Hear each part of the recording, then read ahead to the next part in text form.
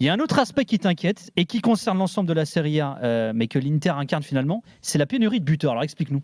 Bah ouais, on cherche des attaquants qui marquent des buts, ce qui peut servir dans le foot évidemment. Alors je vais prendre quelques données statistiques pour vous éclairer un peu sur ce phénomène-là.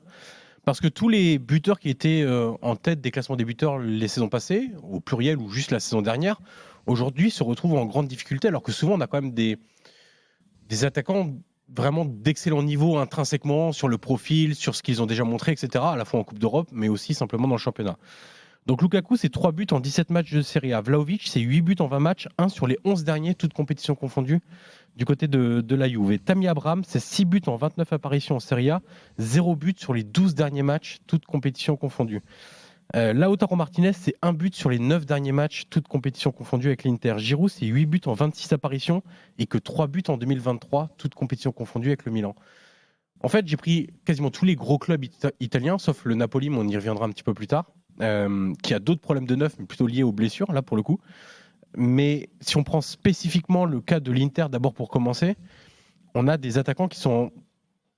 Est-ce que c'est vraiment panne de confiance? Je ne sais pas, mais des attaquants qui, devant le but, aujourd'hui, ratent beaucoup trop. Et on arrive à un moment donné dans la saison où les matchs qui arrivent en Ligue des Champions, même en Serie A, parce qu'il y a un bouchon pour les places qualificatives en Ligue des Champions, il faut que ces joueurs-là se remettent la tête à l'endroit et redeviennent les leaders de leurs équipes. Si on prend les matchs de l'Inter, par exemple, contre la Fiorentina ou la Salernitana, les 2 matchs, l'Inter doit marquer 2 à 3 buts sur chaque match. Lukaku est vraiment dans une sale période. Des anciens attaquants comme Vieri en parlaient, il le trouvait encore trop bouffi, trop lourd, pas à son poids de forme, etc. C'est une explication que j'ai du mal à entendre parce qu'en fait, quand on le voit rater des trucs à 2 mètres du but, je suis pas sûr que ce soit une question de 2 kilos de plus ou 2 kilos de moins sur la balance. Contre la Fiorentina, il y a un plat du pied à 2 mètres du but qui met 10 mètres à côté. Contre la Salernitana ce week-end, c'était donc vendredi soir, il y a une tête plongeante qui fait à 1 mètre du but, il réussit à la monter sur la barre. Je veux dire, l'angle pour trouver la barre, il est incroyable. Lautaro Martinez, lui, était bien revenu après la Coupe du Monde, galvanisé un petit peu par le titre avec l'Argentine. Et puis là, depuis 10 matchs, ça marque quasiment plus. Il est moins actif, plus nerveux. On revient à la nervosité aussi qu'il y a beaucoup à l'Inter. Et en fait, l'Inter contre le Benfica, c'est une match-up qui est difficile pour l'Inter. Parce qu'en fait, à chaque fois qu'ils ont rencontré de l'intensité cette saison, ils ont été en difficulté, l'Inter. Or, le Benfica, une de ses principales qualités, avant même de parler de technique, etc., c'est l'intensité mise par, évidemment, Roger Schmidt, on le connaît, et par tout ce qu'il prône en termes d'intensité de course, intensité du voyage de la balle. Il faut que la balle voyage très vite, en fait. Et l'Inter, à chaque fois qu'ils ont rencontré ce type d'opposition, ils ont été en difficulté. Il faut clairement que Lautaro et Lukaku, la fameuse Lula qu'on a tant aimé les années précédentes, enfin la saison 2019-2020, on l'a tant aimé et il faut qu'il retrouve un peu à la fois la complicité, c'est pas évident parce que Lukaku a été beaucoup blessé, il faut qu'ils retrouvent aussi leur efficacité devant le but, ce statut de leadership où les joueurs, leurs coéquipiers se disent un ballon dans la surface, où on met Lukaku dos au but à 20 mètres, on sait qu'il va se passer quelque chose. Aujourd'hui, il se passe quasiment plus rien et c'est une vraie difficulté. Et ça serait... Alors moi j'ai choisi cet angle-là parce que les stats que je vous ai données, elles sont flagrantes, quoi. Je veux dire, il n'y a aucun joueur qui ait vraiment un total de buts satisfaisant à 9 journées de la fin en Serie A. Mais ça démontre aussi quelque chose de... Ça n'empêche pas les clubs italiens de bien tourner, on le voit notamment en Coupe d'Europe. Ça, c'est la première chose, c'est que finalement, ils réussissent à tourner sans des neufs qui marquent beaucoup. Mais la deuxième chose aussi, c'est que je trouve qu'en termes de jeu et de football, en Italie cette saison, en Serie A, on a beaucoup baissé par rapport à la saison dernière. Et en fait, quand on prend les expected goals, on se rend compte que finalement, les attaquants, ils n'ont pas tant vendangé que ça. Ils sont très proches, leur nombre de buts est très proche des expected goals. Donc finalement, ça veut dire que peut-être qu'ils ne se créent pas assez l'occasion. Et si on regarde spécifiquement le Milan par rapport à la saison dernière, c'est moins bien. Il se crée moins d'occasions, on prend toutes les données statistiques, moins d'occasions créées, moins de football vu sur le terrain. L'Inter, c'est très inférieur à la saison passée. La Juve et la Roma, puisque j'y sais Vlahovic et Abraham, on peut dire que c'est moins bien, mais c'est pas mieux, parce que ça a toujours été pareil avec Allegri et Mourinho. À l'Atalanta, vous prenez l'Atalanta aussi, c'est moins bien que la saison dernière. Finalement, les deux qui s'en sortent quasiment le mieux, c'est la Fiorentina qui a eu des problèmes de finition pour le coup en début de saison, et le Napoli qui n'a pas de problème de finition parce qu'eux, ils se créent tellement d'occasions qu'au final, et puis tous les joueurs se créent des occasions qu'au final, ils n'ont pas ce souci de finition devant le but. Donc, à ce moment-là de la saison où on a vraiment besoin de de retrouver des buts, etc. Je me dis aussi que ça peut pas passer que par les numéros 9, donc Lukaku, Lautaro spécifiquement demain soir, mais ça doit passer aussi par les entraîneurs. Et il faut clairement le remède principal que moi j'analyse sur ce que je vois depuis quelques semaines, depuis début 2023. C'est bien de parler du manque d'efficacité des neufs, mais surtout, il faut réapprendre une chose, c'est jouer pour marquer. Et en fait, les clubs italiens ne le font pas assez ces dernières semaines.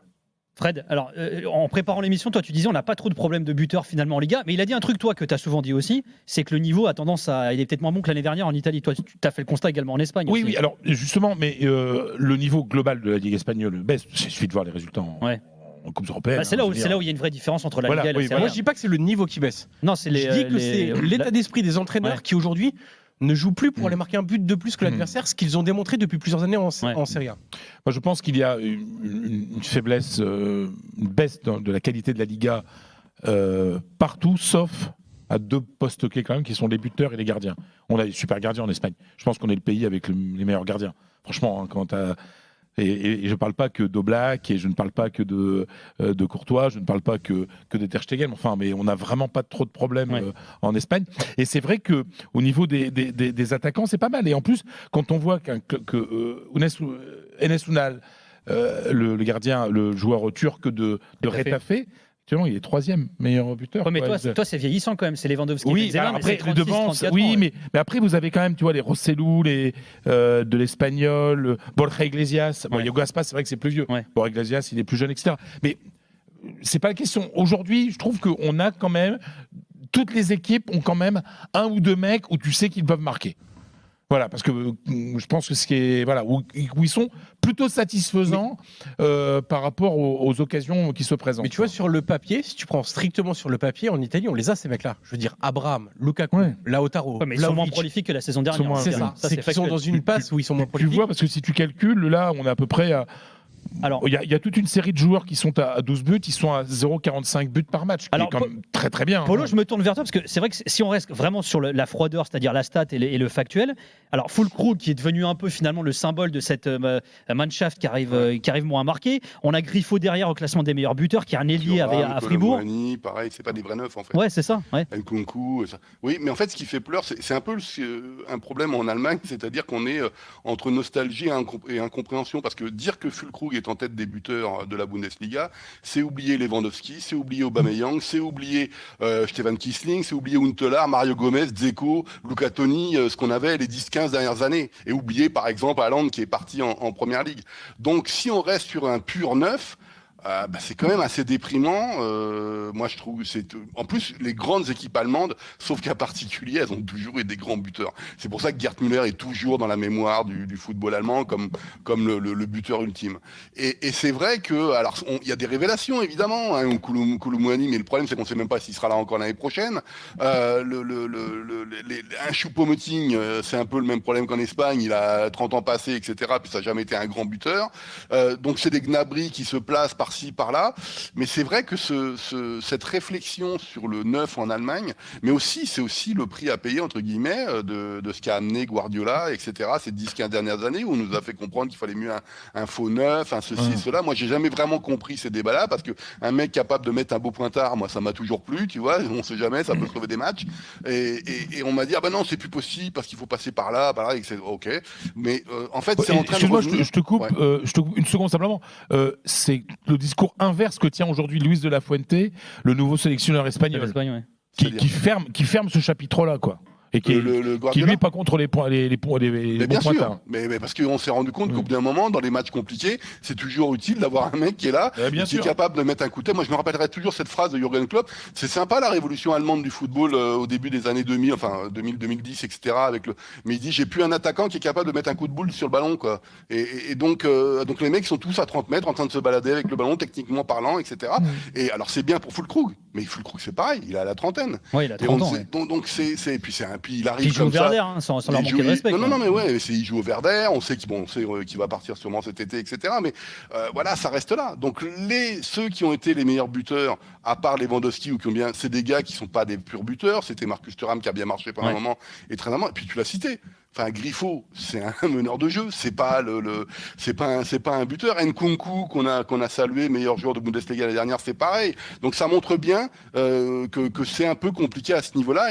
Et encore une fois, il y a aussi beaucoup de nostalgie parce que le football allemand, il passe son temps à regarder derrière en ce moment. Alors Julien, on a évoqué Guardiola. Il y a quand même un truc qui a été fascinant. On en a souvent parlé. Il y a même combien de débats on a fait sur RMC là-dessus.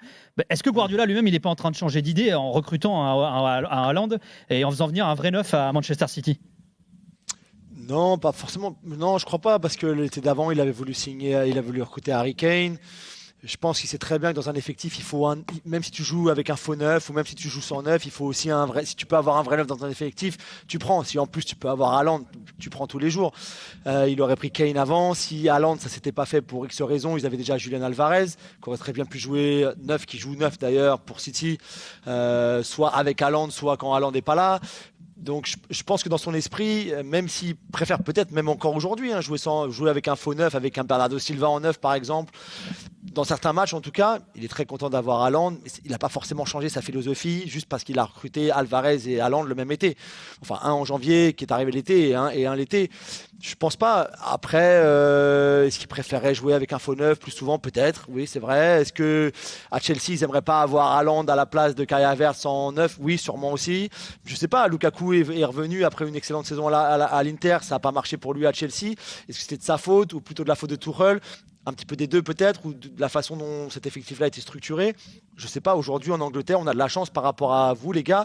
On a beaucoup de bons neufs qui marquent beaucoup, des profils très différents, de Kane à Haaland, à Ivan Toney, à Ollie Watkins, à Callum Wilson qui est très à l'ancienne, qui lui est un vrai neuf, un peu comme Füllkrug d'ailleurs. Mais voilà, on a vraiment tous les profils, jusqu'à Alvarez, jusqu'à même des plus jeunes. Donc à ce niveau-là, chez nous, c'est vrai, on est comme ça. Après, est-ce que Guardiola, avec l'arrivée d'Haaland, a changé quoi que ce soit dans son esprit? Je pense pas. Dans sa façon de jouer, forcément un petit peu, c'est normal. Mais dans sa préférence, je pense qu'encore aujourd'hui, il aimerait s'adapter. Je pense qu'il aimerait peut-être parfois mettre Haaland sur le banc plus que ce qu'il ne le fait. Parce que dans son esprit, je suis convaincu que lui-même est convaincu que c'est mieux de jouer avec un faux neuf contre tel adversaire ou tel adversaire. Plus qu'avec un Haaland, par exemple. Même un Haaland comme on l'a cette saison. Mais voilà. Ouais, mais à un moment, il s'est peut-être dit aussi, il y a des moments où ça coince en Ligue des Champions. Et que voilà, mais c'est surtout qu'historiquement, il a quand même souvent eu des embrouilles avec des neufs. Hein. Même Agüero, ça s'est pas super bien fini. Enfin, il y a eu pas mal d'accrochages. Henry, Ibrahimovic, enfin, il y en a eu combien? Eto'o au Barça. Ouais. C'est pour ça que je te posais la question. Oui, mais c'est parce que je pense qu'il est tellement exigeant qu'il veut un neuf, qui soit capable de tout faire sur le terrain. Il veut pas, et il a encore répété avec Haaland. On va pas revenir sur le débat, c'est pas pour maintenant de toute façon. Mais après le match de Leipzig à l'aller, Polo, rappelle-toi. Mais quand Haaland disait moi j'aimerais toucher 5 fois le ballon et marquer 5 buts, Pep disait dans la conférence de presse du match suivant, je crois, avant le match suivant, il disait mais moi je préférais qu'Haaland il décroche, il fasse partie du jeu, il soit à la construction, qu'il touche plus le ballon. Voilà, donc c'est comme ça. Je pense que lui, le neuf idéal pour Pep Guardiola, c'est un neuf qui est l'efficacité d'Haaland, le jeu d'Harry Kane quand il décroche, qu'il ait la vitesse de Thierry Henry, qu'il ait je sais pas moi, voilà, c'est ça en fait. Mais ça, il n'existe pas, celui-là, c'est pas possible. C'est le neuf parfait. Voilà, mais tout le monde l'en veut et il n'existe pas. Donc voilà, il prend ce qu'il peut avoir, il prend ce qu'on lui donne, il prend des joueurs qui sont excellents, bien sûr, mais dans son esprit, je pense que c'est ça.